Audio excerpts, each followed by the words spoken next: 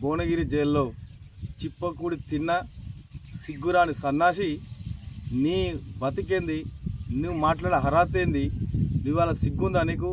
ఎవరి గురించి మాట్లాడుతున్నావు? ప్రతాప్ రెడ్డి అంటే ఎవరు అనుకున్నావు? ప్రతాప్ రెడ్డి ఎడమకాలు గోరుకు జరిగిపోని వ్యక్తివి నువ్వు. ఓ నీచ బతుకుతున్న వ్యక్తివి నువ్వు మా ప్రతాపన్న గురించి మాట్లాడతావు. ఖబర్దార్ కృష్ణారెడ్డి, గతంలో 2011-12లో నువ్వు నిన్ను మాట్లాడుకున్నాం.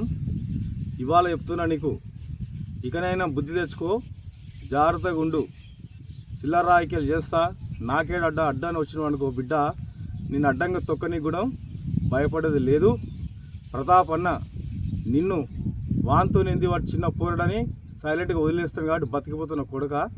పిచ్చి పిచ్చి మాటలు మాట్లాడి నీ బలిపేషము నీ ఇంట్లో చూపించుకో, ప్రజల మీద కాదు, మా నాయకుడి మీద కాదు. ఖబర్దార్ కృష్ణారెడ్డి, నీకు సిగ్గు శరం లజ్జ ఉంటే గా అమాయకుల పైసలు తీసుకొని దళితుల సొమ్ము తీసుకున్న ఓ నీచునివి.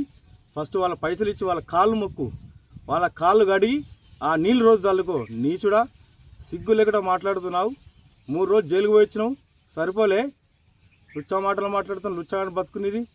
ఖబర్దార్ కృష్ణారెడ్డి, ఇంకనైనా నువ్వు సైలెంట్గా ఉంటేనే మంచిది. పిచ్చి పిచ్చి లెక్క లేస్తే మాత్రం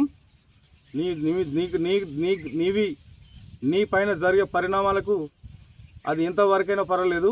ఖబర్దార్ చెప్తున్నా, అన్నీ మూసుకొని సైలెంట్గా వండు. రుబాబు చేసినామనుకో